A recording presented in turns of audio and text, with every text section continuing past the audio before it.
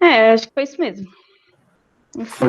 Vamos lá. Foi, eu acabei de ver aqui no negócio de anotação. O último que ele escreveu foi tópico 3, várias 3. cargas pontiformes. Aí botou 3 tópicos até agora. O último foi energia potencial do sistema. Lindo, lindo. Então, deixa eu apresentar aqui meu quadro. Deixa eu fechar o mic.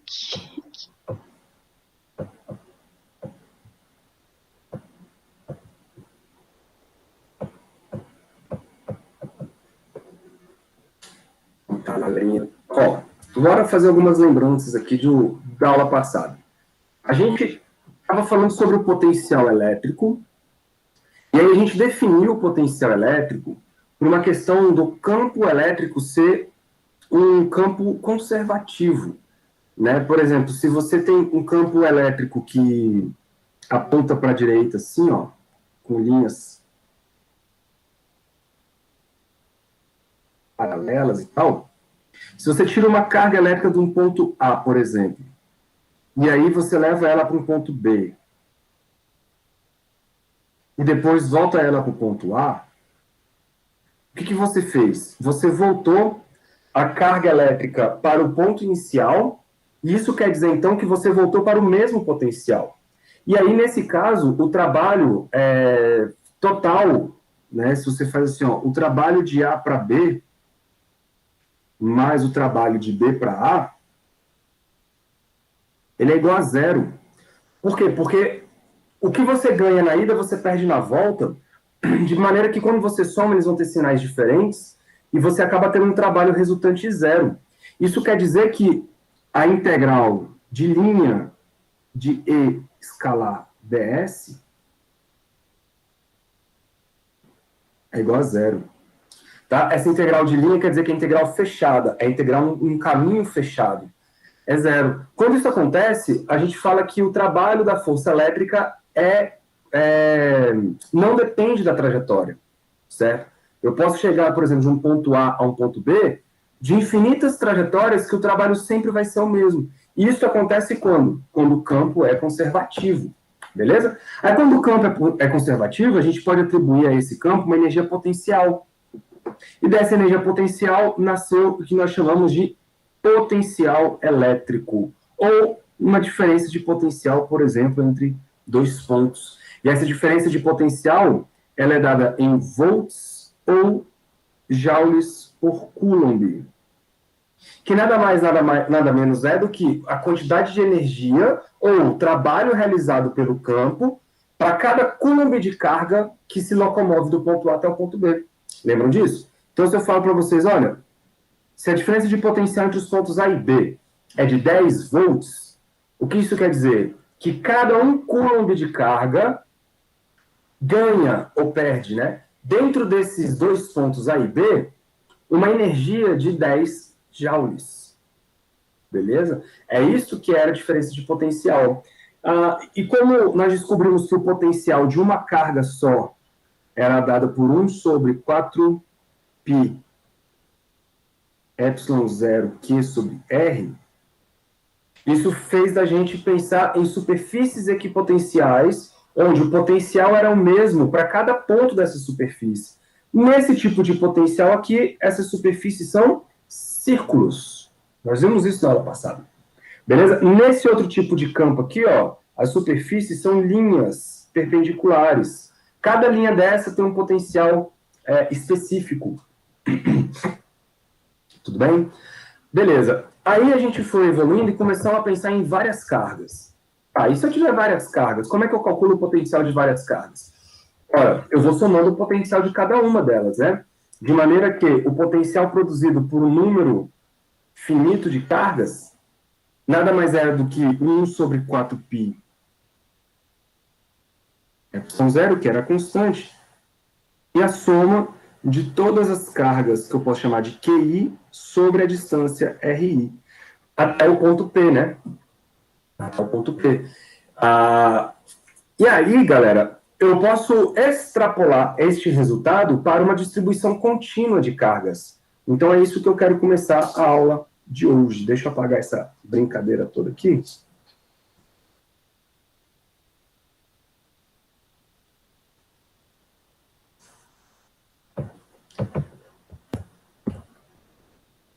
Ó, vou começar aqui. 4, que é a nossa... Oxente.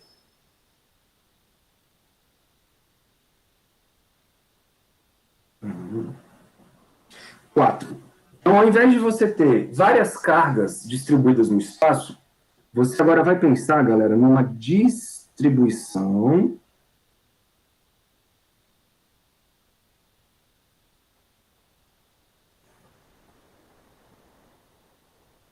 contínua.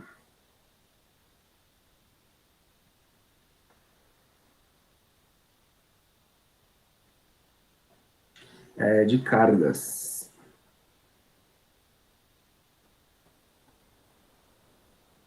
Certo? Só para relembrar, quando você tinha uma distribuição discreta,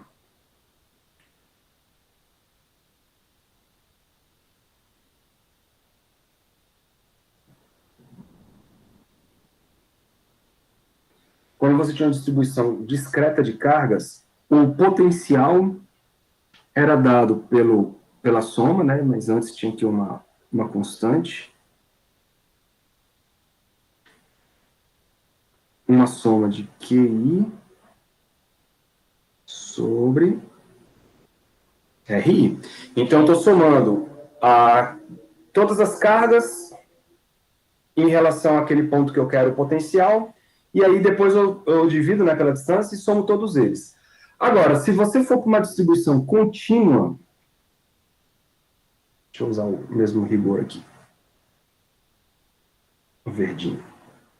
Então, se você for para uma distribuição contínua, onde essas várias cargas agora, elas não são mais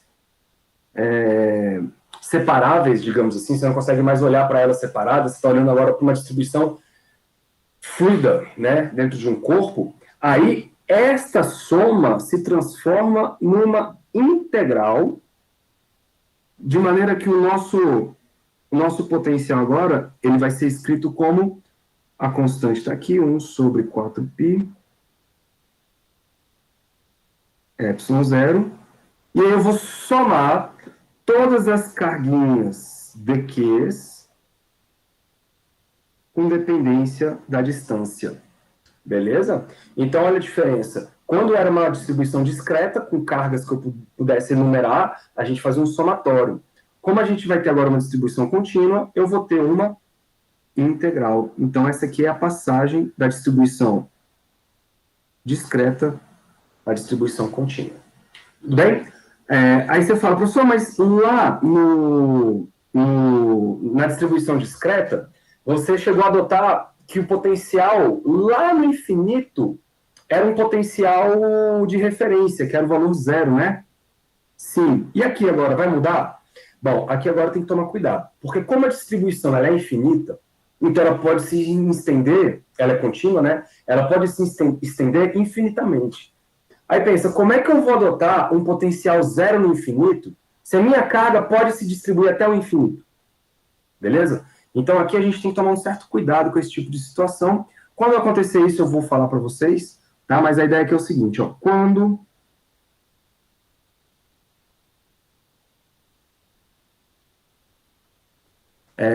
a distribuição de cargas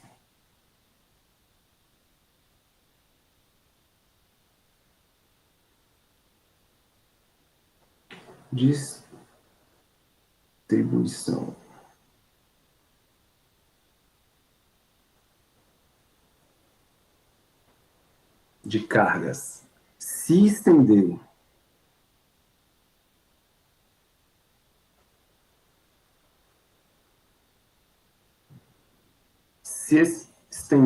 estender com X, né? De extensão? Ou não? Não. Não, né? Eu botei o X e ele deu o zóio, velho. Se estender infinitamente, a gente estuda física, não pode deixar de falar português bem dizido, não, Renato? Pois é. Mas às vezes rola uns negócios bizarros. Então, imagina, uma distribuição se distribuindo infinitamente. Nesse caso, galera, não é possível não é possível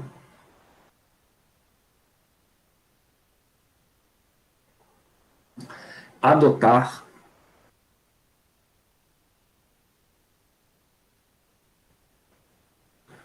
o potencial igual a zero no infinito.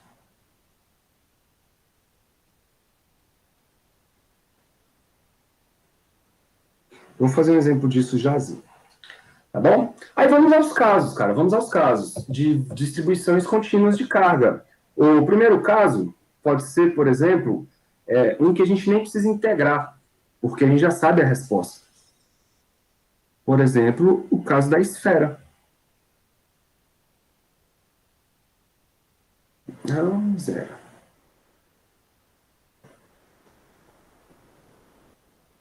Esfera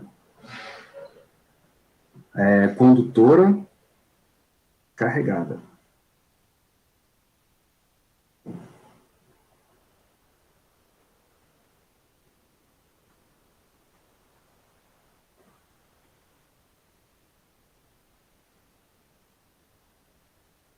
Esfera condutora carregada. Certo, então o que você tem aqui? Ó? Imagina que eu vou botar uma esfera, vou fazer um desenho aqui rapidinho, um círculo. Aqui, bonitinho aqui. Toda essa esfera eletrizada, por exemplo, positivamente. Lembrem que se é um condutor, galera, essas cargas se distribuem na superfície, beleza, do lado de fora, e internamente não tem carga, beleza?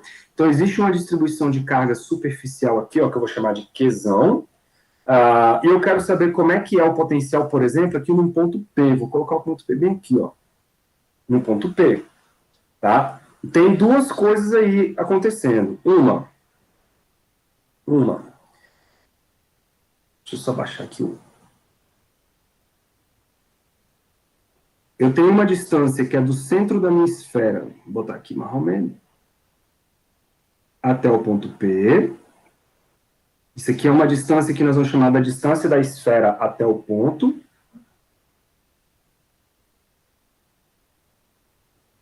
E existe a distância do centro da esfera até a superfície. Beleza? São distâncias importantes e com significados diferentes. Eu vou chamar essa distância aqui de Rzinho e essa distância aqui de Rzão. O Rzão, então, é o raio da esfera. Beleza? Porque agora eu posso fazer comparações, por exemplo. Se eu quiser calcular o campo elétrico, vamos botar assim, ó, num ponto fora da esfera. Ou potencial elétrico fora da esfera.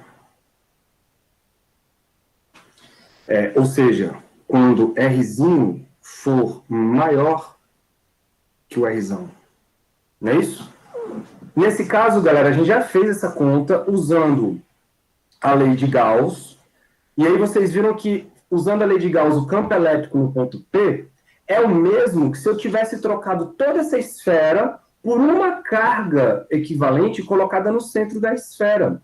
Então, quando eu estiver fora da esfera, eu posso imaginar que toda essa carga distribuída na superfície, ela, na verdade, está concentrada lá no centro e eu tenho, de novo, o problema da carga pontiforme. Se eu tenho o problema da carga pontiforme, o campo elétrico vai ser dado por 1 sobre 4π ε0. Aí todo esse Qzão dividido pela distância r ao quadrado, beleza? Ou não. E o potencial vai ser dado por 1 sobre 4π ε0, Qzão sobre r aí sem quadrado. Beleza? Então, fora da esfera, tudo fica igual ao que era antes. É como se eu tivesse uma carguinha só lá no centro da esfera, porque a lei de Gauss, ela permite a gente pensar assim. Tá bom? Agora, vamos chegar com esse ponto mais perto. Vamos chegar com esse ponto, galera, aproximando ele, até encostar na superfície da esfera. Então, se eu encostar na superfície,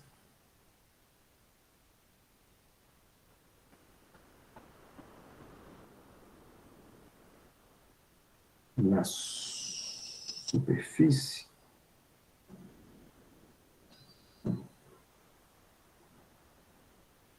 ou seja, quando R for igual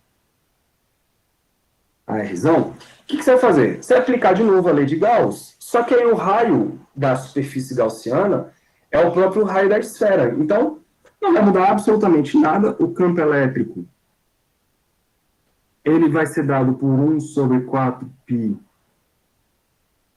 epsilon zero. Aí fica aqui Qzão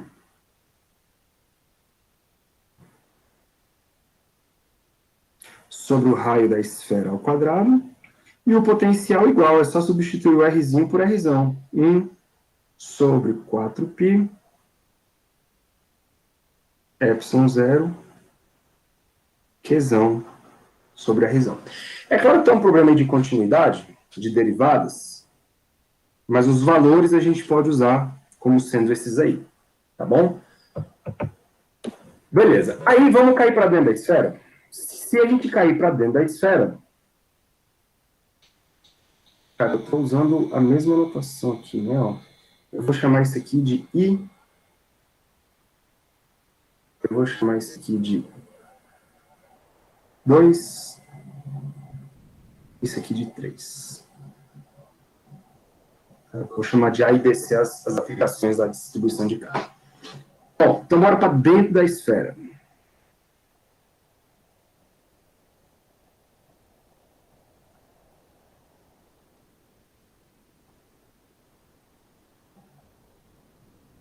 Ou seja, Rzinho menor que Rzão. Nesse caso, meu povo, o que acontece com o campo elétrico, por exemplo? Quando você vai para dentro da esfera, você está indo para dentro do condutor. E a gente sabe que, pela lei de Gauss, não tem carga lá dentro do condutor, e o campo elétrico, então, ele vai ser nulo. É a tal da blindagem eletrostática. Então, olha só, dentro da esfera o campo elétrico vai dar 0. E o potencial? Aí você pensa, se a equação, olha só, hein? Lembra que a diferença de potencial AB era dado por a integral de E escala ds? Se dentro da integral, galera, o campo elétrico é 0, então isso aqui, ó, 0 também. Se isso aqui é 0, a integral é 0. E a consequência é que se a diferença de potencial é igual a 0, é porque os potenciais são iguais. Então, dentro da esfera, nós temos um equilíbrio eletrostático. Então, todos os pontos da esfera estão sob o mesmo potencial. Tanto os pontos da superfície, quanto os pontos internos. Beleza, galera? Todos os pontos estão sob o mesmo potencial. Então, a equação dentro da esfera é a mesma equação da superfície da esfera. Q sobre R. Tá bom? Isso aqui me dá um potencial constante.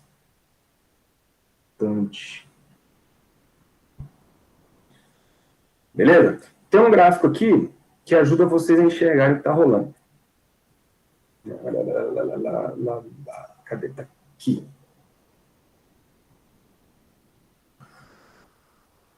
Zói, tu tem aí dois gráficos, um gráfico do campo elétrico e um gráfico do potencial elétrico. E aí você tem as esferas. Beleza? A contagem, galera, começa lá na origem. Então, a partir da origem, você tem a distância 0. À medida que você vai caminhando para a superfície, o que acontece com o campo elétrico? Ele permanece 0. Beleza? Por quê? Porque você ainda está dentro da esfera. Porém, o potencial, não. À medida que você vai caminhando do centro da esfera para a superfície, o potencial tem esse valor aqui, ó, constante. Beleza? E como é que você calcula? Tá aqui. Esse é o valor do potencial dentro da esfera. Atingiu o raio, ou seja, atingiu a superfície, aí você tem o campo elétrico máximo, aqui, ó, dado por este valor, que é exatamente esse cara aqui. Pode crer? E o potencial elétrico continua o mesmo valor que era lá dentro. Não muda nada. Bom, a partir daí para frente, o que vai acontecer? O campo elétrico cai com o quadrado da distância e o potencial cai apenas com a distância, não é ao quadrado. Então, o campo elétrico cai mais rapidamente do que o potencial elétrico. Beautiful? Esse aí é o campo e o potencial de dentro e de fora de uma esfera carregada. Foi simples porque não precisamos fazer contas, porque nós já sabíamos os resultados, né? Através da lei de Gauss. Agora, vamos pegar situações um pouco mais complicadas. Por exemplo, deixa eu ver qual era a letra que eu estava usando aqui. Assim. A corzinha. Essa.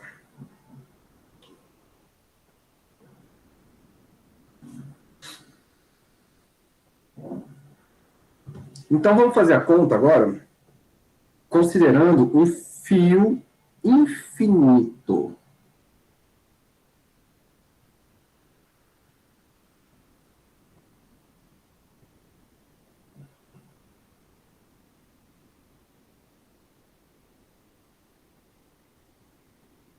Carregado.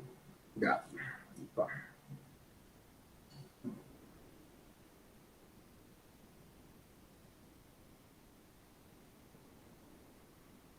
Carregado.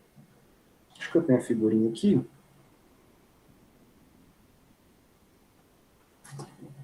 Aqui, ó, peguei lá do livro de vocês. Ele dá essa informação aí, mas pra gente não é. Se bem que isso aqui é o fio finito, né? Deixa eu ver se eu tenho um fio infinito.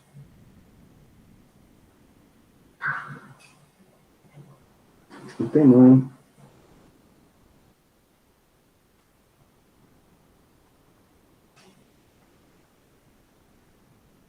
Não tem problema não. Vamos fazer aqui um fio, galera, infinito, e vamos ver o que acontece com esse cara. Vamos fazer rapidão aqui.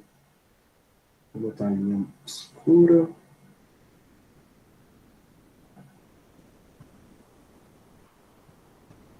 Oxi.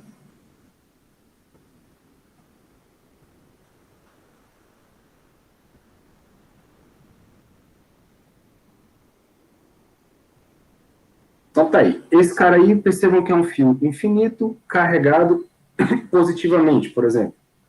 Deixa eu botar aqui as cargas de preto também. Então, mais.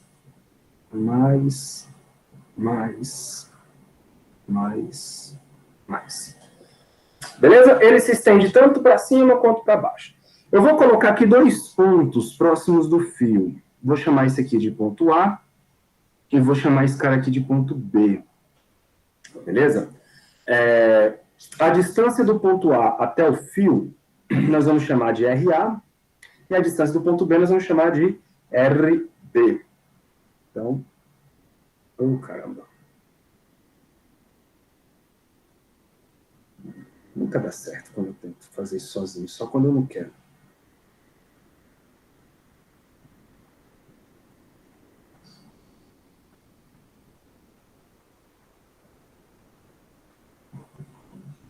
Então, tá aqui, ó. Aqui é o RA. E aqui o RB.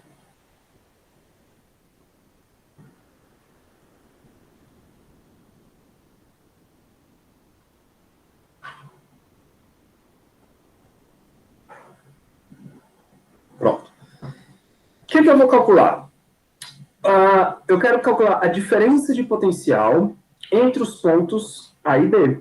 Nós já definimos isso lá para trás, e chegamos à conclusão de que a diferença de potencial entre os pontos A e B nada mais é do que a integral de A até B de E escalar ds. Certo? Aqui a gente pode se valer de uma simetria interessante. Por quê? Porque a gente sabe, galera, que o campo elétrico produzido por esse tipo de fio, ele aponta para fora do fio, né? E na direção radial do fio, certo? Então, quando você pega uma superfície, lembra que a gente fez isso com uma, como é que eu falo? Com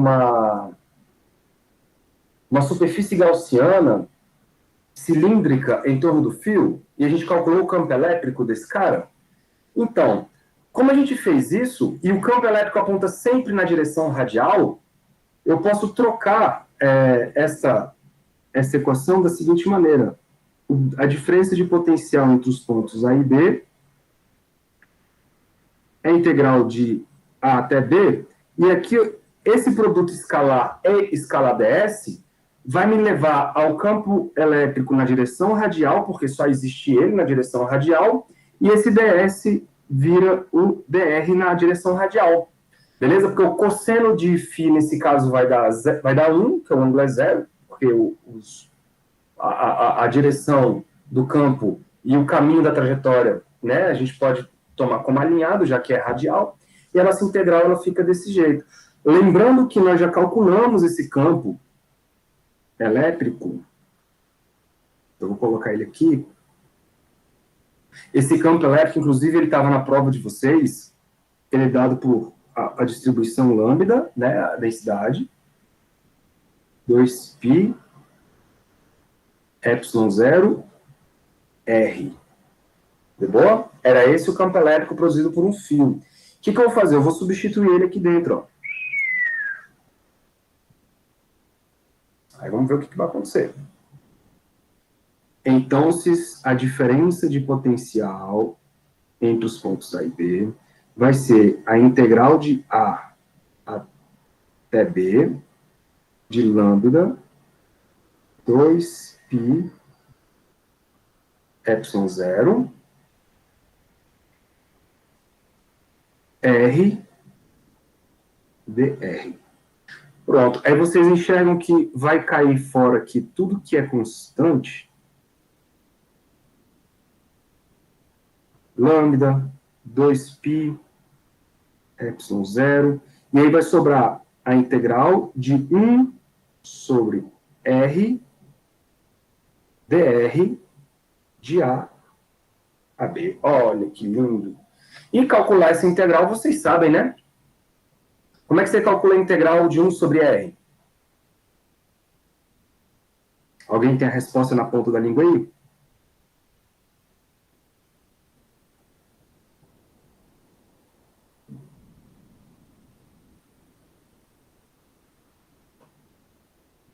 Pepetinho, Renata, Emily, Sorátila. Qual que é a integral de 1 sobre R? ln de R? Lindo. ln de R. ln de R eu estou integrando de RA até RB.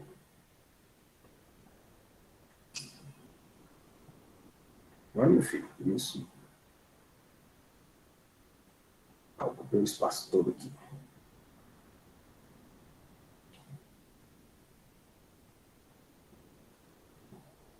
Então, ao substituir os limites, isso vai ficar ln de RB menos ln de RA. Então, vou escrever assim, ó.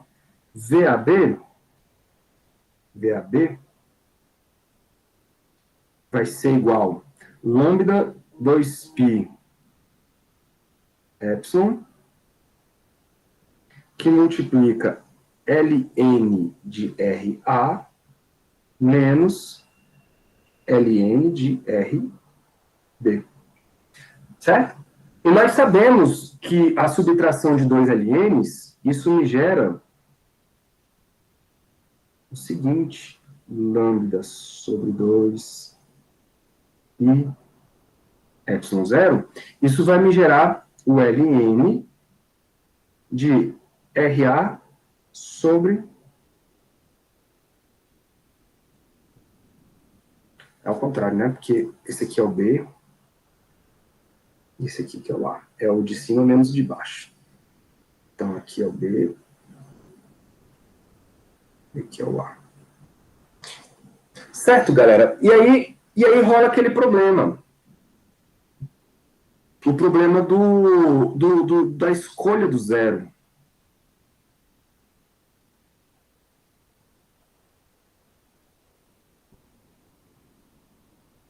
O problema da escolha do zero. Aqui a gente não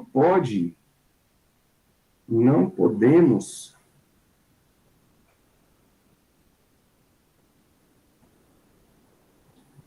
adotar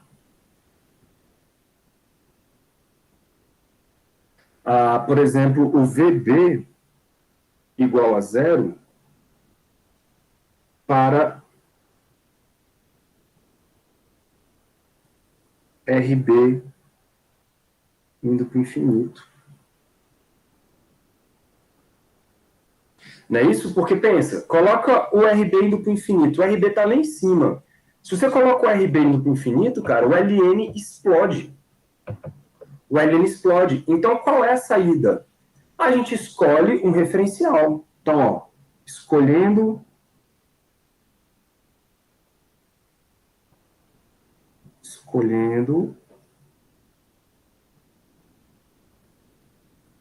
e esse referencial aqui, ele fica completamente aleatório. Aí você pode se perguntar, professor, mas por que você não pode fazer essa escolha do RB indo para o infinito?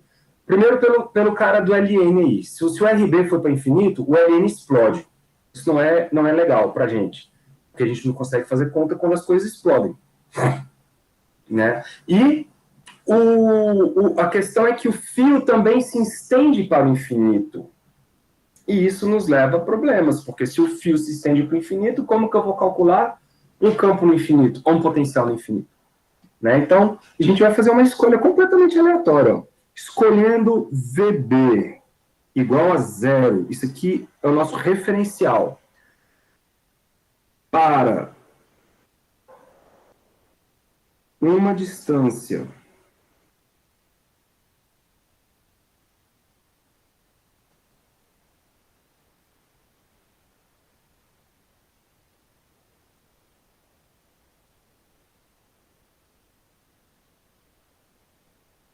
uma distância arbitrária,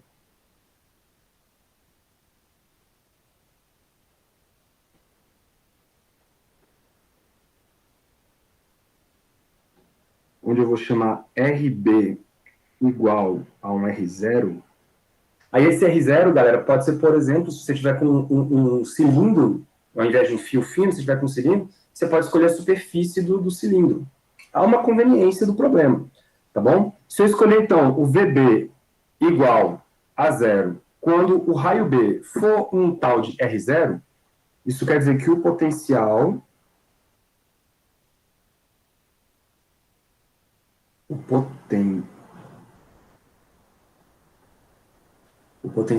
a uma distância R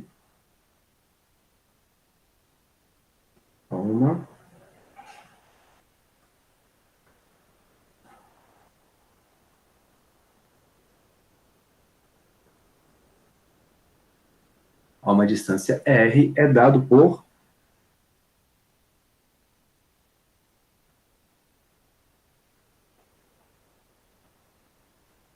então, olha aí. O que está rolando? Eu estou fazendo aqui a diferença de potencial, eu já vou pegar a equação lá de cima, ó, VA menos VB é igual ao LN de... Tem uma constante, né? Lambda 2π epsilon 0 ln de RB sobre RA. Tá bom. E aí, o que a gente vai fazer? Nós vamos escolher isso aqui, ó. O potencial VB vai a zero quando o RB vira R0. Então, o potencial no ponto que eu quiser ver, porque isso aqui vai morrer, ó, vai ficar só o VA, né? Vai virar zero. Então, isso aqui fica lambda sobre 2π epsilon 0 ln de R0 sobre RA. Só que aí eu boto um R aqui para dizer que é o potencial a qualquer distância R. Tudo bem? E aí essa vai ser a minha equação para o potencial de um fio infinito. fio infinito. Beleza? Para vocês? Aí agora o que nós vamos fazer? Você fala assim, professor, e se esse fio não for infinito? Se esse fio for finito? Se esse fio for finito. Então nós estávamos na letra B, vamos para a letra C.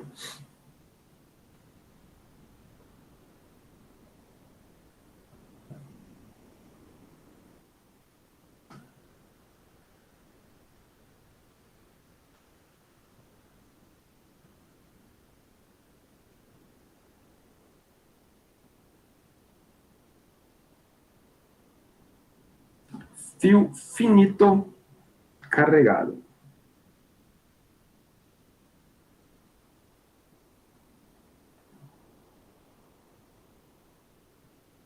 Carregado. Eita, que letrinha.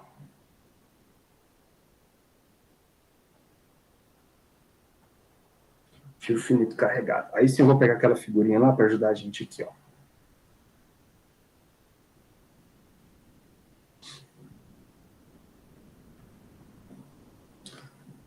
Olha só, nós temos então um fio, galera, de comprimento L, beleza? A gente vai estabelecer o referencial, ou seja, o x igual a zero. Aqui, ó, aqui o x igual a zero e aqui o x igual a L, de maneira que o comprimento do seu fio vale L, tá bom? E eu quero calcular o potencial num ponto P, localizado, alinhado com a origem.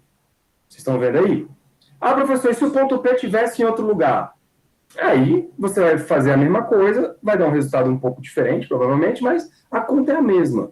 Inclusive, o que pode acontecer na prova de vocês é dar esse mesmo exemplo e pedir para vocês calcularem num ponto P um pouco diferente.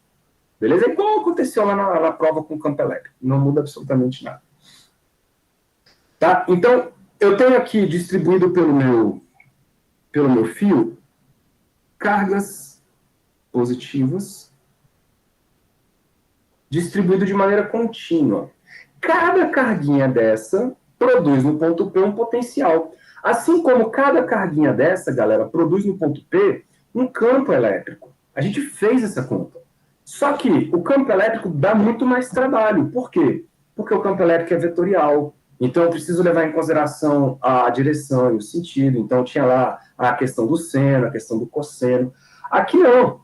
Aqui o potencial ele é simplesmente o potencial resultante, a soma de todos os potenciais, né? Então, se eu escolho aqui, ó, o elemento de carga dq colocado nesse ponto que ele fez aqui, ó, onde esse daqui ocupa um elementozinho dx, então eu posso usar a ideia que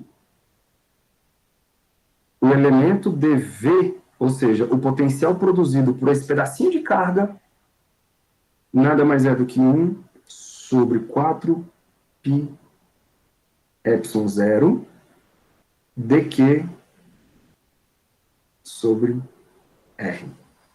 Tudo bem? Que cai naquela integral que eu mostrei para vocês agora no comecinho da aula, bem no comecinho da aula. Tá bom? Por quê? Porque eu sei que o V, que é o potencial, então, vai ser 1 sobre 4π integral de dq sobre r. Tudo bem, galera? Essa é a historinha.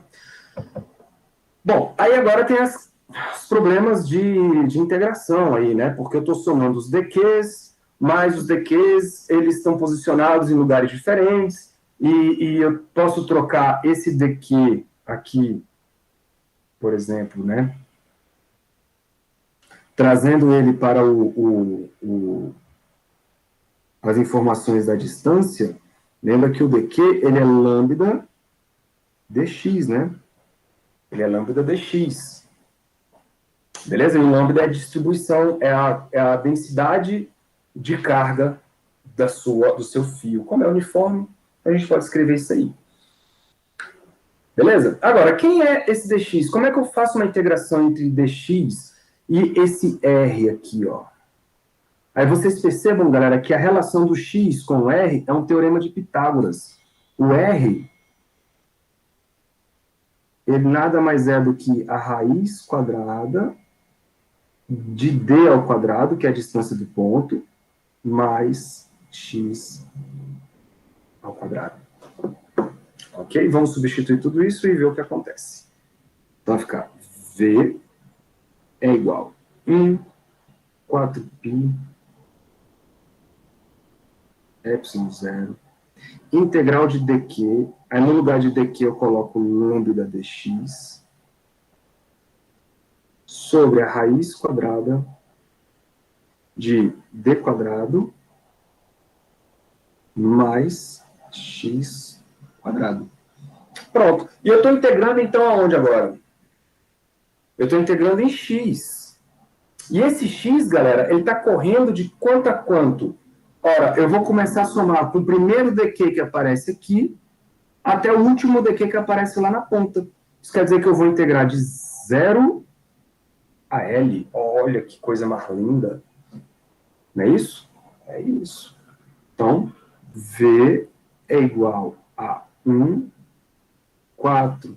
Vamos arrumar essas coisas aí, ó. Epsilon 0. Vou já jogar o lambda para cá, para fora. Vamos ter uma integral de 0 a L de dx sobre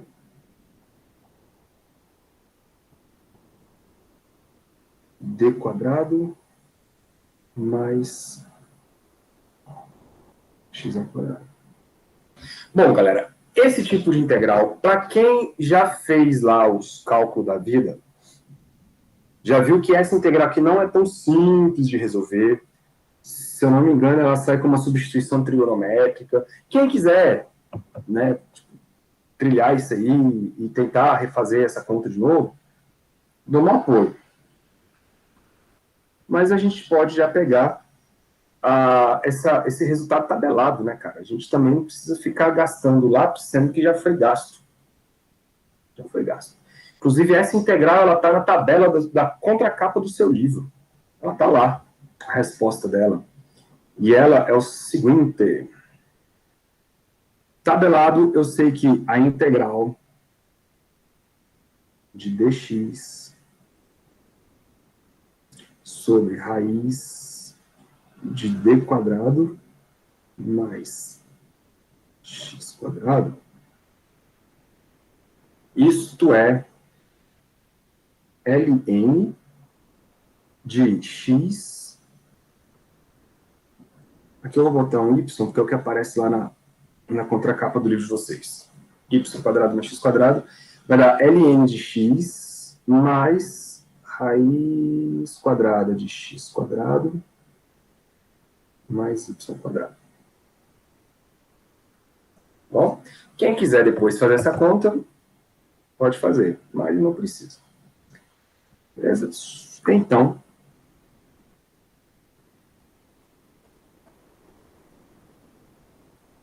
nosso potencial é o seguinte. Vamos lá, vai ficar lambda sobre 4π epsilon 0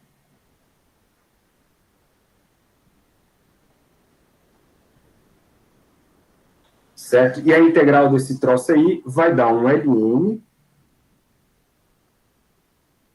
de x mais raiz quadrada de x quadrado. Esse y é o nosso d ao quadrado.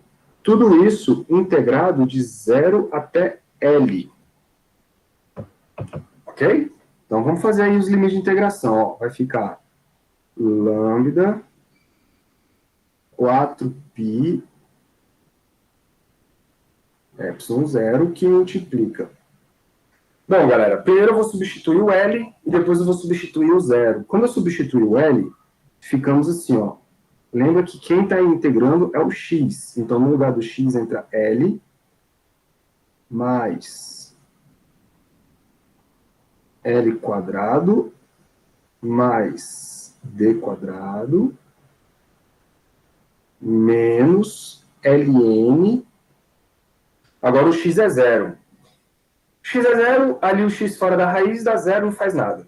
Dentro da raiz vai ficar x ao quadrado, é zero ao quadrado. Aí sobra só um d quadrado dentro da raiz, então sai o d. Então fica só ln de d. Pode crer?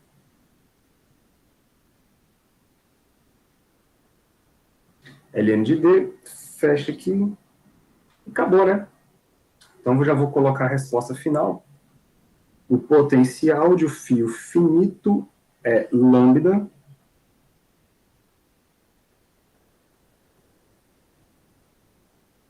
quatro π epsilon zero ln de quem? Como é uma subtração, eu posso fazer uma divisão. Então vai ficar em cima L mais raiz quadrada de L quadrado mais D quadrado sobre D.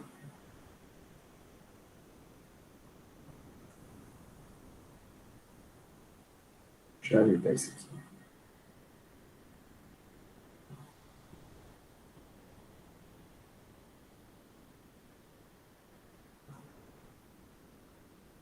Pronto. Beleza? E aí, Show. aplicação atrás de aplicação. Isso aqui é só você pegar um exemplo e fazer a mesma conta, que não vai dar nada. Quer ver um exemplo que parece difícil, mas ele é muito simples? Olha só. Se eu escolher agora um anel carregado, é a letra D.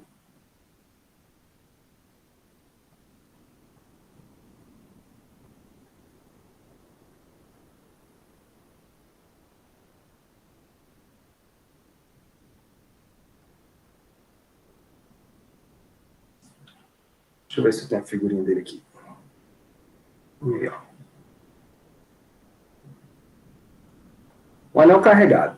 Todo o anel está carregado com carga Qzão. Beleza? E aí distribuído uniformemente. Você vai escolher um elemento de carga dq em alguma posição aqui, por exemplo,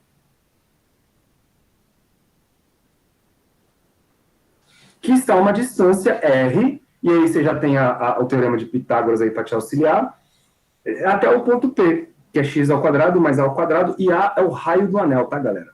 A é o raio do anel. O que nós sabemos? Nós sabemos que o potencial produzido pelo elemento dq é 1 sobre 4π epsilon 0 integration de quem? De dq sobre r. Tá. O que a gente tem que fazer aí? A gente tem que pensar em como relacionar o dq com as distâncias. Mas olha só que divertido isso. Se você correr o dq daqui para cá, por exemplo, o que mudou? A distância desse dq até o ponto P é o mesmo que era antes? Era. Sim. O x é o mesmo. O a é o mesmo, não mudou. Se você escolher qualquer dq aqui, ó, em relação ao ponto P, as distâncias continuam as mesmas.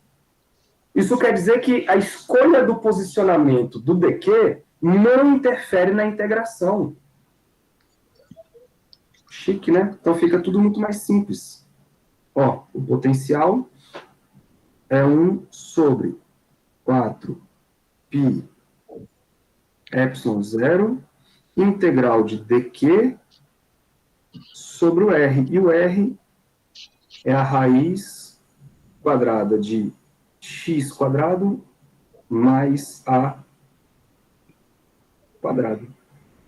Aí pensa, galera, o x é constante, o a é constante, então sai todo mundo da raiz, né? Então fica v é igual a 1 sobre 4π epsilon 0, que multiplica 1 sobre a raiz quadrada de x quadrado mais a quadrado, integral do dq. E a integral do dq é a carga total, aí. Então, morreu.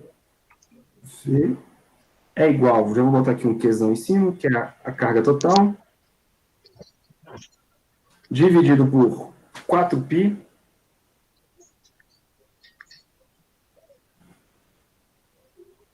epsilon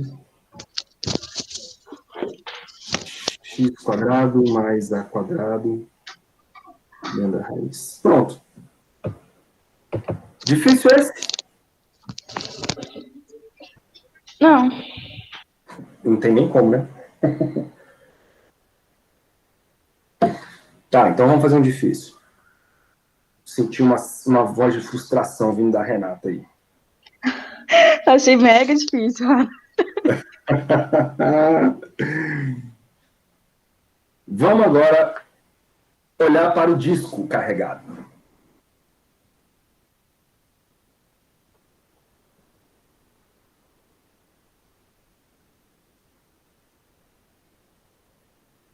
Opa.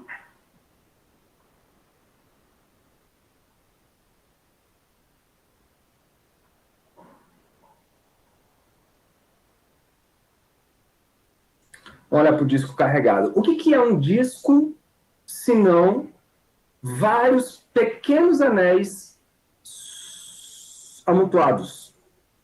Não é isso? Eu não posso pensar que um disco é a soma de vários anéis com raios diferentes? Por isso que a gente faz primeiro o anel e depois o disco. Vou pegar um desenho aqui. E aí a gente faz o disco e soma todos os anéis que pertencem ao disco. Olha que beleza. Eu tenho aqui um disco carregado de raiozão R. O raio do disco é R. Eu vou escolher um anel de comprimento, de espessura dr'. Esse cara aqui, ó. Tá bom? dr'. Você pode mudar as letras, tá? Não tem problema. Você pode chamar de dx, tá? Enfim, o que importa. Eu não gosto de ficar carregando essas linhas aí, porque é muito chato. Mas, enfim, esse disco aí, laranjinha, ele tem uma carga, vou botar a mesma cor, ele tem uma carga dq.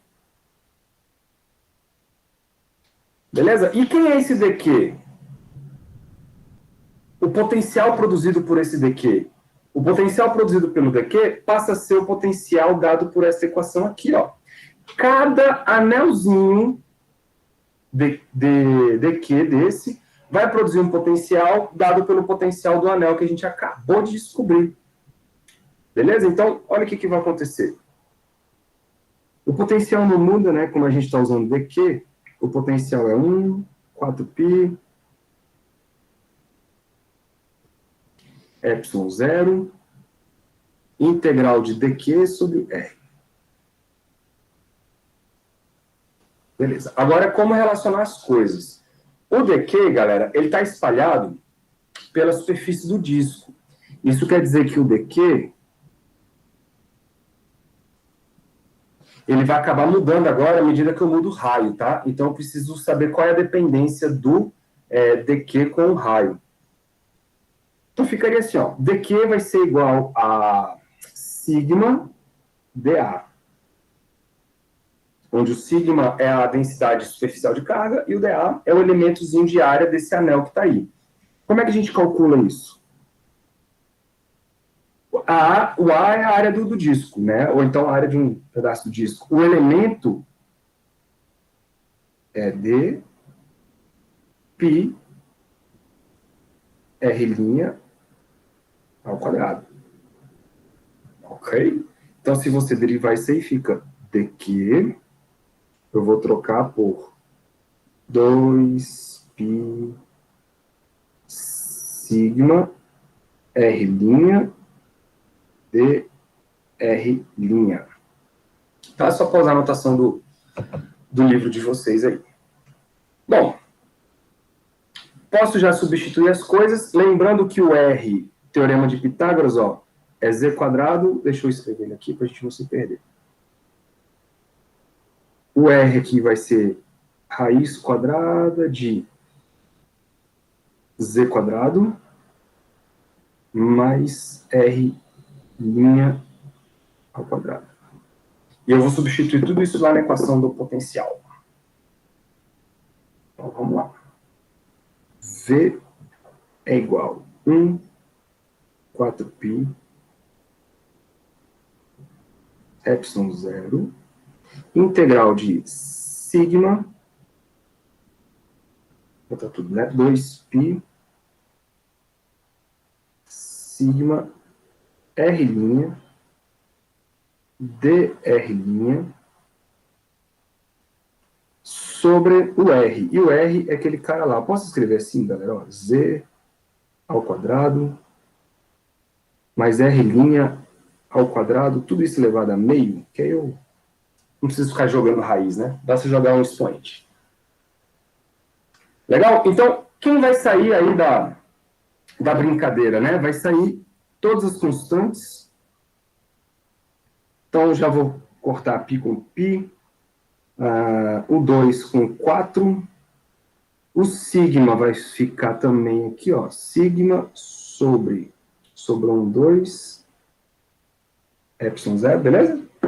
Integration de quem? Do R', que é a variável que a gente está integrando, sobre z quadrado mais R' quadrado.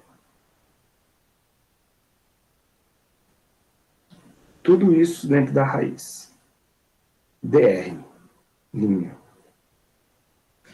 Tá bom? Eu poderia chamar esse R' de outra letra. Tá? Mas ele chamou de R', eu vou manter o R'. Bom, integrado aonde? Eu estou integrando do 0 até o Rzão. Esse R' é justamente para diferenciar do Rzão. Galera, como é que integra este capeta aí que está na sua frente? De uma maneira simples. Esse cara é legal de integrar porque aparece um R lá em cima. Ou seja, aparece uma variável lá em cima. E quando aparece a variável lá em cima, eu posso fazer por substituição. Ou seja, eu posso simplesmente escolher aqui, ó, um igual ao que está dentro da raiz, que é z quadrado mais r' ao quadrado. E nesse caso, o du, ele vai ser, o z é constante, né? Então, o z ao quadrado some, fica 2 r'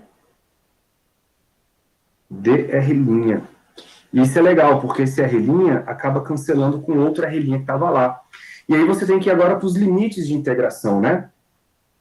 Quando o R' for igual a 0, o que acontece com a sua nova variável?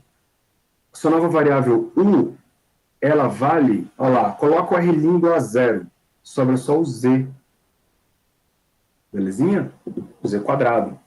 E quando o R' vai até R, que é o limite superior, o seu u, ele vira z quadrado mais r quadrado.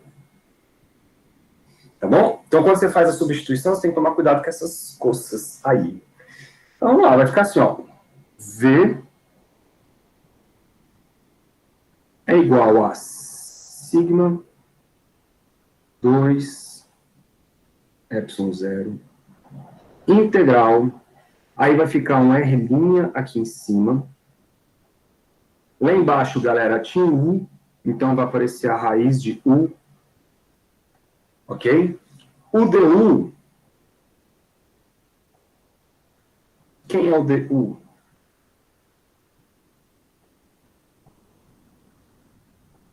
Né? O dr', lá, ele vai ser o du dividido por 2 R'. Né? Olhando para cá, ó. O dr', passa o 2r' dividindo, aí você tem esse negócio. E daí que é legal fazer essa integração, porque esse cara corta com esse, e eu tenho apenas uma integral da raiz de u. Olha que maravilha. Então vamos lá, ó. Esse 2 aqui dentro vai pegar o 2 lá fora e vai virar um 4. Ok? A integral, galera, a integral de... Vamos fazer com calma, senão a gente depois se perde, né? V é igual a sigma, o 2 com 2 vira 4, epsilon 0, integral. Lembra que era um 1 sobre a raiz de u? Eu vou escrever assim, ó. U elevado a menos meio. Tá bom? É a mesma coisa. Quais são os limites de integração? Quando o r era zero, aqui vira z quadrado, e o outro vira z quadrado mais r quadrado. Beleza? Esses são os novos limites de integração. Senhores, integral de x elevado a menos meio. Soma 1. Quando você soma 1, menos meio mais 1 vira meio positivo, não é isso? Aí esse expoente ele cai invertido, então ficamos com v é igual a sigma sobre 4π epsilon zero vezes 1 meio, só que o meio lá no denominador, então isso aqui inverte, fica 2 sobre 1, ok? Vezes o elevado a meio positivo, porque eu somei menos meio mais 1. E aqui a integração ela vai de z quadrado até z quadrado mais r quadrado. Olha aí que maravilha. Então, nosso potencial V vai dar, ó, 4 com 2 morreu, sigma sobre 2 π epsilon zero, que multiplica raiz de, vou botar assim, ó, z quadrado mais r quadrado a meio menos z quadrado a meio. Não é isso? Pronto, chegamos no fim. Deixa eu colocar aqui a letrinha vermelhinha. Então, potencial V é igual a sigma 2π epsilon zero. Beleza? E aí, dentro do parênteses, ficamos com... Vou botar logo a raiz, ó. Raiz de Z2 mais R2 menos esse cara aqui. Esse cara aqui é Z, né? Porque a raiz de um número ao quadrado é o próprio número. Olha que belezura. Rara. Diga. Aqui no livro ele não colocou o π. Ele só fala que é 2 epsilon zero. De onde que eu tirei esse π, hein? Pois é. Aí, aqui, ó. Aqui não tem o π. E aí eu botei um π aí, não sei porquê. Acho que é o costume. A gente Valeu. tinha cortado o π lá em cima, né? Aqui não tem π, não. Deixa eu arrumar isso aqui. Valeu, filho. Então, epsilon zero, e aqui é vermelhinho. Pronto. Agora sim. Chique, chique. Ou Beleza. Aí, finalizando nosso capítulo, inclusive, tá? Uma coisa, agora, fisicamente falando, muito importante, tá, galera? Que é como que a gente vai relacionar o campo elétrico com o tal do potencial. E aí a gente vai chegar numa relação matemática extremamente importante, que é o seguinte. Vou até dar um título aqui, ó. Relação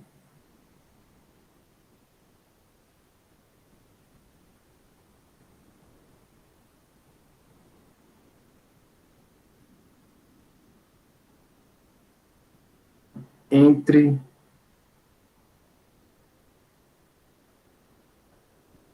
o campo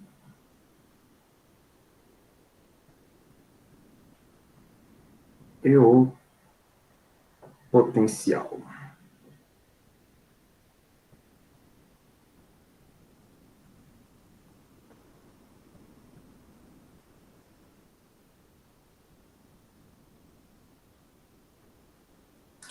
Muito bem. A ideia aqui agora é o seguinte, ó. Eu vou voltar uma expressão que eu já fiz hoje, mas eu vou repetir ela para a gente partir dela, ó. A diferença de potencial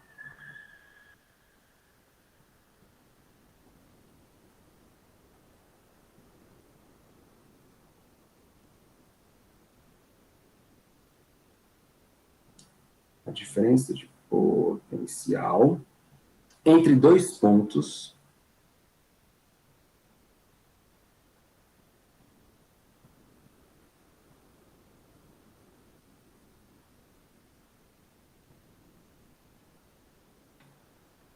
A e B, por exemplo, pode ser calculada por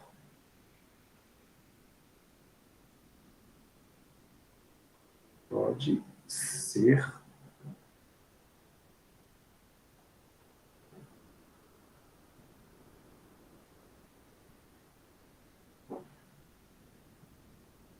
calculada por... Bom, você já viu essa expressão, vou colocar ela aqui de novo. A diferença de potencial entre os pontos A e B nada mais é do que a integral de E escalar ds. E aqui é dos pontos A até o ponto B. Tá, vamos tentar dar uma mexida um pouco nessa equação. Olha só o que vai acontecer e olha só a relação que nós vamos chegar. Então, assim, eu vou abrir VAB como sendo VA menos VB, ok? Porque é a diferença de potencial. E isso tudo é igual à integral de A até B de E escalar ds. Isso aqui são dois vetores.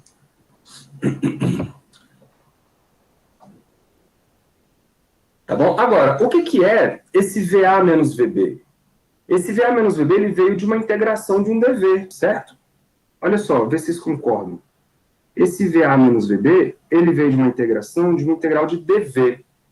Só que se eu colocar A e B aqui, vocês concordam comigo que, ao substituir os limites de integração, esse cara é o limite superior menos o limite inferior? Então, isso daria VB menos VA? Se eu integrar esse negócio? Então, para bater com a conta de cima, eu boto um menos aqui, ó. Tá bom? Porque eu inverto os limites de integração, digamos assim. Ou inverto a ordem da subtração, é a mesma coisa. Mas a integral disso dá exatamente o lado esquerdo da equação de cima. O lado direito eu repito. Integral de A até B de E escalar ds. Qual é a conclusão que você chega aí?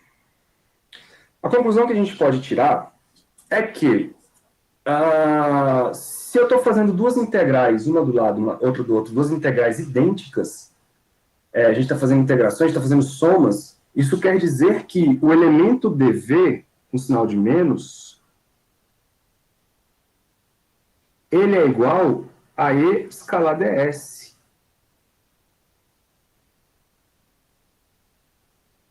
Tanto é que se você integrar, você volta para a situação de cima, né?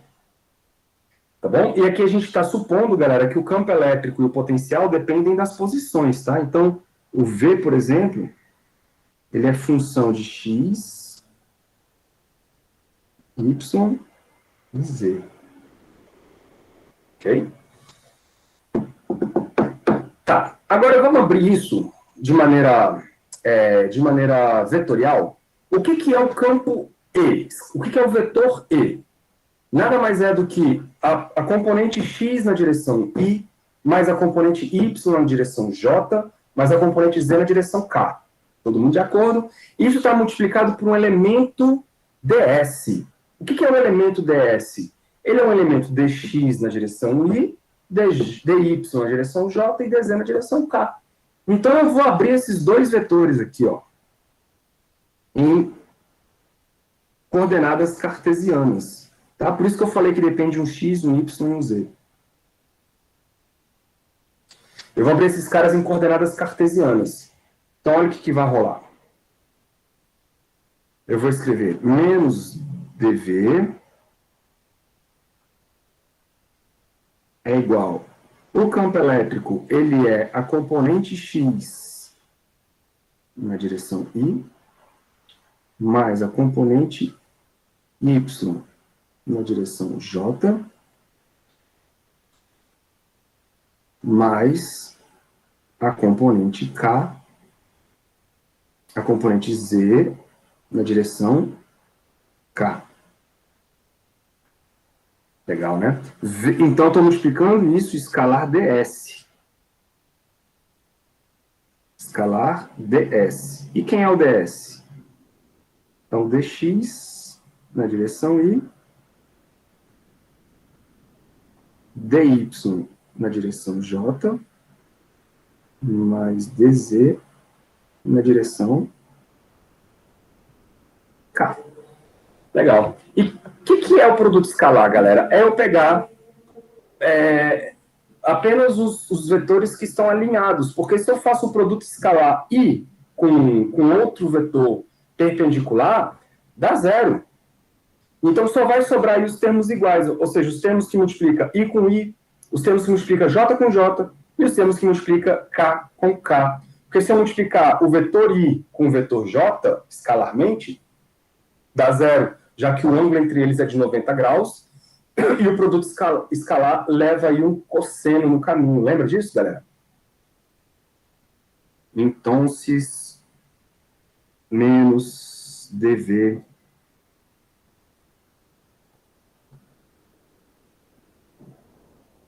nada mais é do que ex dx mais ey dy mais ez dz. Não é isso? I com i, escalar com i dá 1, j com j dá 1 e k com k dá 1. Tá bom? E vai sobrar só esses termos aí. O que isso te parece? Olha só, vamos pensar que a gente está, por exemplo... Vamos ver se eu consigo ser claro aqui para vocês. Vamos pensar que eu estou, sei lá, mantendo o y e o z constantes. Estou variando apenas o x. Se eu variar apenas o x,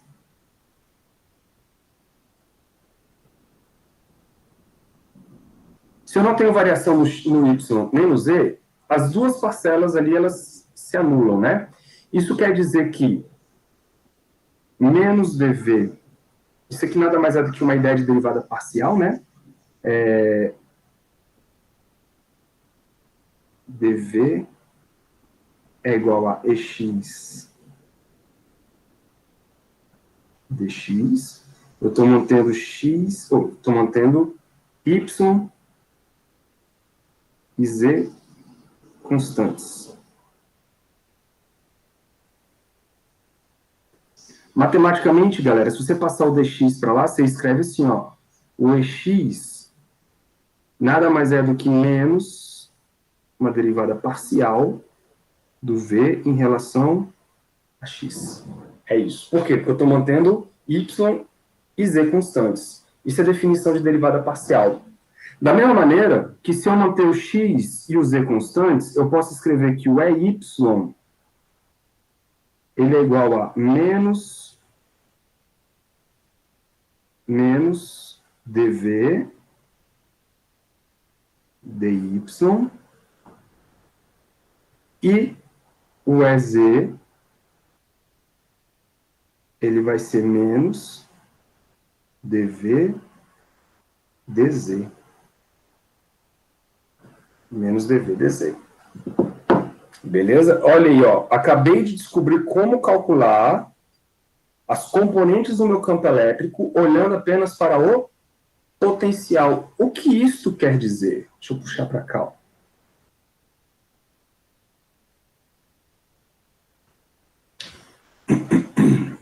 quero dizer que o campo elétrico vetorial E, vê se vocês concordam, hein? O campo elétrico vetorial E não é EX na direção I, mais EJ na direção J, EY na direção J e EZ na direção K. Não é isso que é o E? Só que olha quem são os EX, quem são os EY e quem são os EZ. É dado por essas derivadas. Tudo com o sinal de menos na frente. Então, eu vou tirar o sinal de menos aqui, eu vou botar em evidência, ó. E aí eu vou escrever. No lugar do EX, eu coloco derivada parcial do potencial em relação ao X. Isso na direção I. Mais, quem é o EY? Derivada parcial do potencial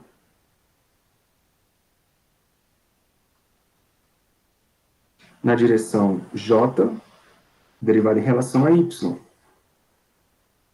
Mais dv dz na direção K.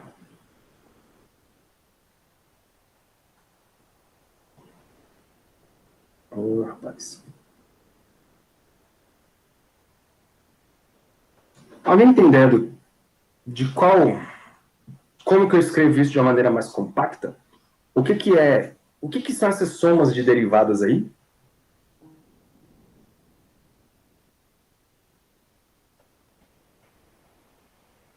O que é que símbolo que representa a soma da derivada na direção I em relação a X, a derivada em relação a Y na direção J, mas a derivada em relação a K em relação a Z na direção K. O que é isso? Matematicamente falando, alguém lembra? Deslocamento? Não? Porque isso está dando para você uma variação de como que o campo varia na direção X, na direção Y, na direção J.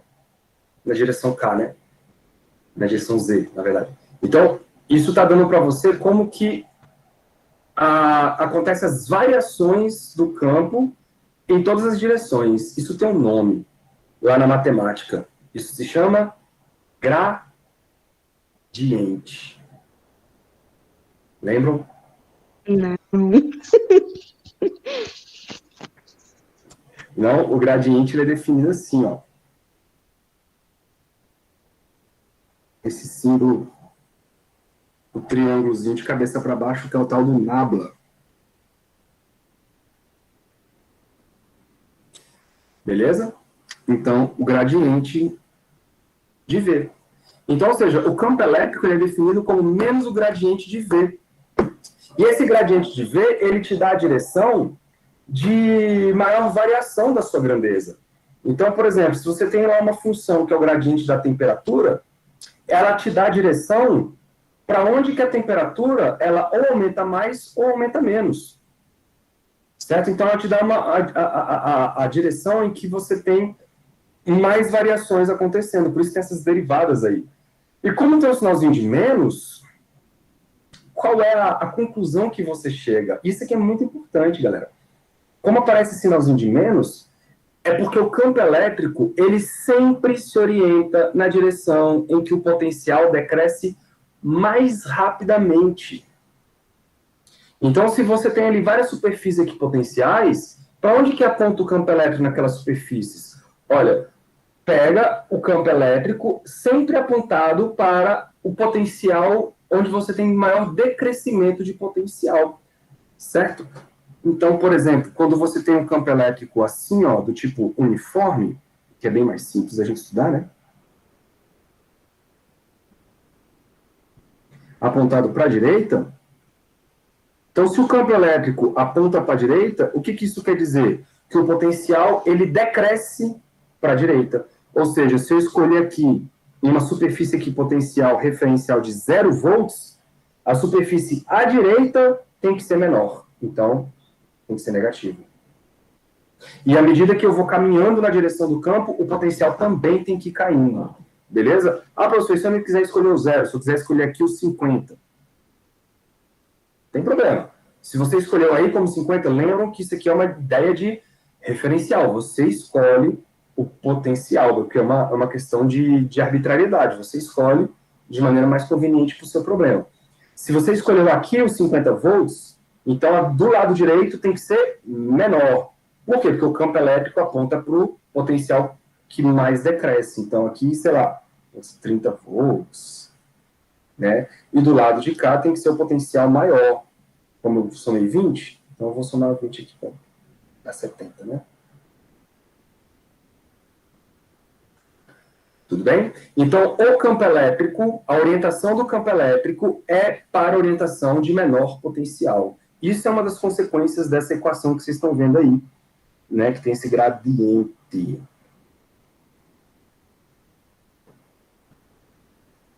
Vocês não lembram desse gradiente, não, galera? Pode falar a verdade, não tem problema não. Eu lembro, não. Não? O gradiente, ele é definido assim, ó. Ele é um operador, né, matemático, em que ele é dado pela derivada da coisa que você está derivando, da função que você está derivando em relação a x, na direção y, mais a derivada da coisa que você está derivando. Né? Como aqui não aparece a coisa, então você não precisa colocar ela. Na direção j, mais a derivada parcial em relação a z, na direção k. Esse cara aí é o gradiente. Vou botar aqui, ó.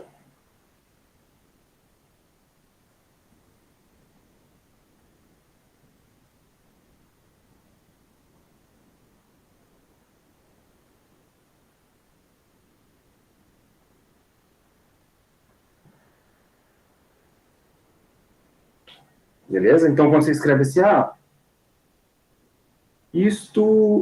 o que é isso? Isso é o gradiente da energia potencial. O gradiente de, sei lá, de uma força. Não é possível que isso tenha que ser o gradiente de uma função escalar.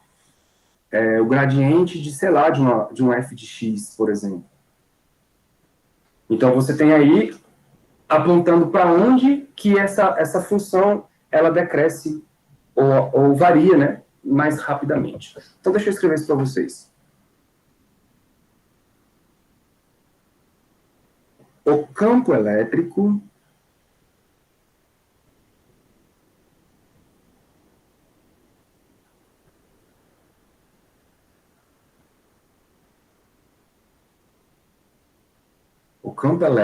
orienta-se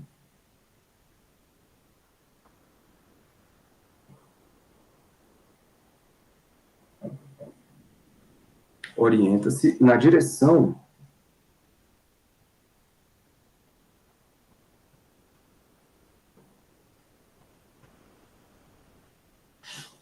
em que o potencial decresce mais rapidamente. Tá? Esse rapidamente, galera, não tem a ver com o tempo, não, tá?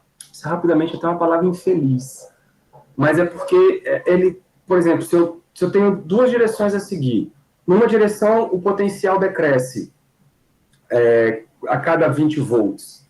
Na outra, ele decresce a cada 50 volts, então o campo elétrico aponta para a direção onde ele decresce mais rapidamente, tá? Nesse sentido. Ou mais intensamente, enfim. O campo elétrico orienta-se na direção... Velozmente, aí fica a critério do freguês, em que o potencial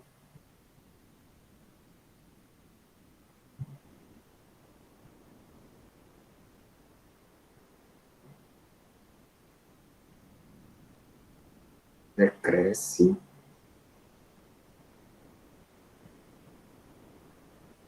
mais,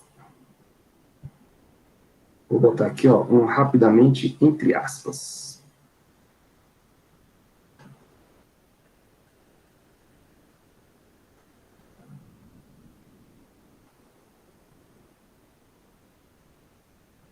Show, né?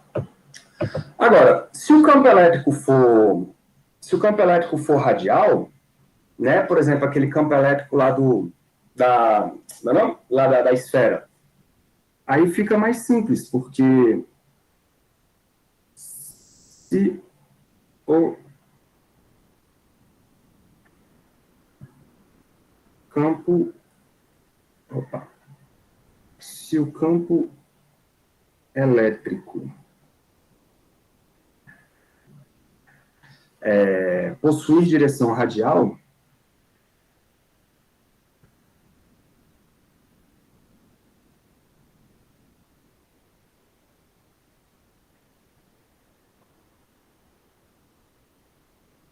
não que fica mais simples, porque dependendo do problema, você vai ter que transformar essas coordenadas aí, né, as coordenadas cartesianas, você vai ter que transformar em coordenadas esféricas, por exemplo, isso dá um trabalho, e o gradiente em coordenadas esféricas ele é um pouco mais complicado, mas se você já tiver a função dependendo do R, você tem uma variável só em relação ao ponto,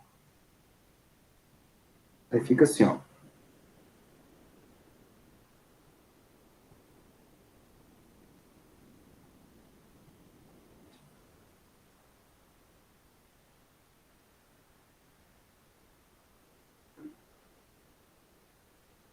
Vai caber.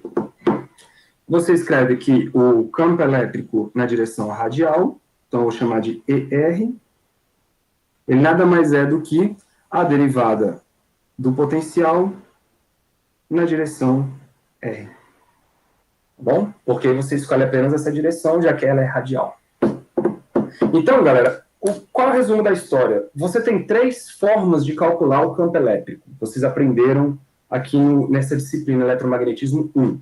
3 formas de calcular o campo elétrico. Primeiro, e na força bruta, é você olhar para o sistema, ter uma distribuição de carga dQ, você pega qual é uma distribuição de cargas num sistema qualquer, escolhe um elemento de carga dQ e vê o campo que esse cara produz no ponto que você quer.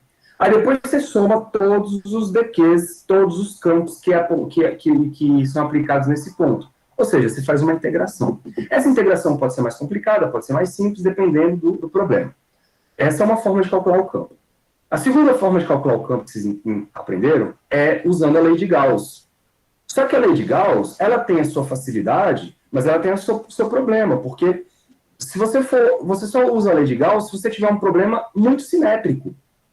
Né? Então, se você tem ali uma esfera, ou então uma distribuição de cargas simétricas, ou então você tem uma distribuição de cargas cilíndricas, senão você não usa a lei de Gauss. E se for usar, ela dá muito trabalho. Então, ela é prática para situações simétricas. A terceira forma é essa. Como é que você calcula o campo elétrico? Ora, tu sabe como é que funciona o potencial? Então, você já tem a função do potencial, já tem a equação do potencial daquele campo. Basta você derivar que você tem o campo elétrico. Beleza? Quer ver uma coisa? Eu vou fazer um exemplo só aqui, para vocês enxergarem o que eu estou falando. Eu vou voltar, por exemplo, do anel. E aí a gente finaliza a nossa aulinha.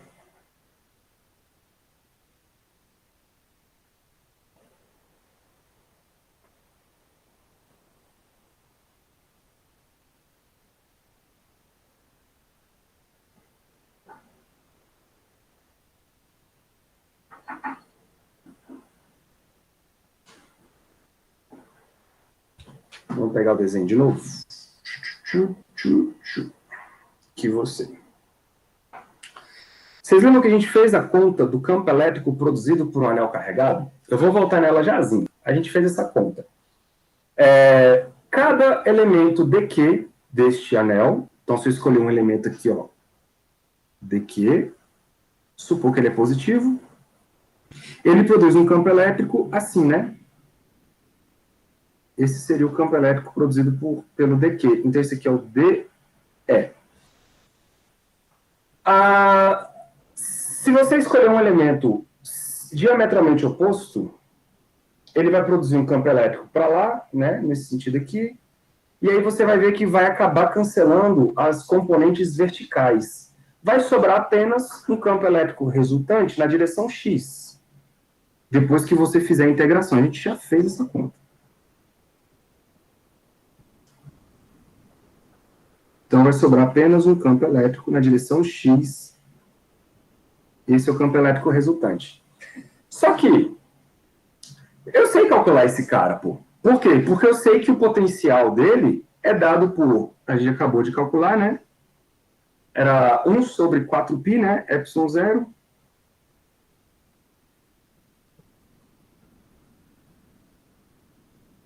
Qzão do anel dividido pela raiz quadrada de x ao quadrado era mais a ao quadrado.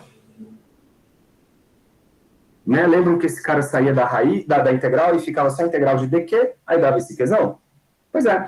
Então eu conheço o potencial. Se eu conheço o potencial, ora bolas, eu conheço o campo elétrico. Por quê?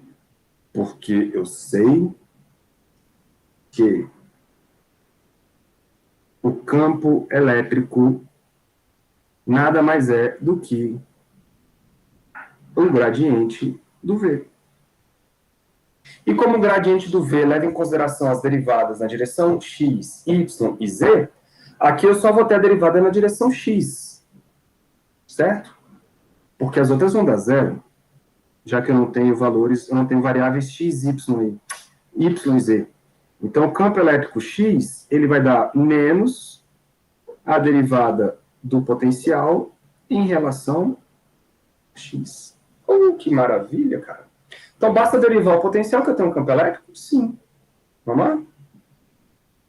Então, uma saída interessante, às vezes, é você calcular o potencial, porque calcular o potencial é mais fácil. Por que calcular o potencial é mais fácil? Porque ele é escalar. O campo elétrico não é escalar, ele é vetorial. Então, você calcula o potencial e depois você deriva ele e calcula o campo. Isso pode ser um processo mais simples, às vezes, do que fazer aquela contaiada da desgraça toda lá atrás que vocês fizeram para achar o campo elétrico. Às vezes não, às vezes o outro jeito é mais fácil, dependendo do problema. Bom, então vamos lá, vai ficar menos a derivada de 1 sobre... Já vou botar logo aqui, ó. O Q sai da derivada, então fica Q sobre 4π, deixa eu apagar isso aqui.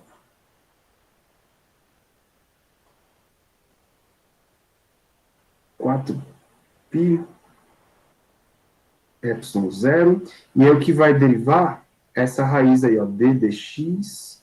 Eu já vou fazer assim, meu povo, ó, x ao quadrado mais a ao quadrado elevado a menos meio. Pode crer? Eu acho mais simples pensar assim. Tá bom? Todo mundo concorda, né? Com essa conta aí? Então, quem é o EX?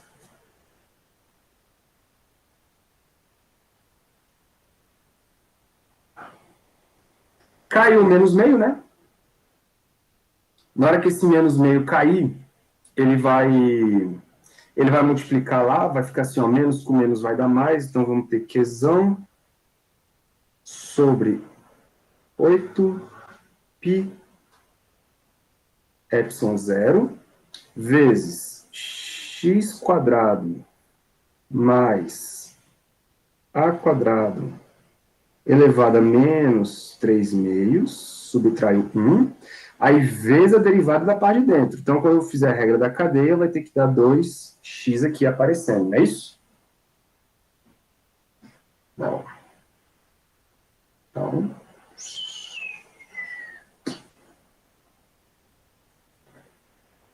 Ó, esse 2 com esse 8 aqui volta a ser um 4, então fica 4π epsilon zero. Eu vou descer esse menos 3 meios, vai virar mais 3 meios, e em cima eu vou ter Q vezes x. Então, ó, eu vou até trocar de cor aqui. Nosso campo elétrico EX, ele vai ser Q vezes x. Vou ver se cabe todo mundo aqui embaixo. 4π epsilon zero x quadrado mais a quadrado, tudo isso a 3 meios. Pronto. Eu não sei se vocês lembram, mas é exatamente este campo que nós fizemos há um tempo atrás. Deixa eu ver se eu acho aqui. Ó, campos elétricos. Uma aula dessa aqui ficou para trás. Vamos ver se a gente acha do anel. Ó, aqui o do anel, ó. Ó a conta que a gente fez. Pá, pá. Pá. Olha ele aí. Pronto. Idêntico. Só que aí a gente está usando X ao invés de Z. Mas é a mesma coisa. E aqui é o raio, nosso raio lá é A. Mas é a mesma coisa. Então as coisas se fecham. Beautiful, galera. Dúvidas? Show. Não, por enquanto não. Foi suave até. É meio estranho que tem um monte de letra grega. É feio. É nada. É lindo.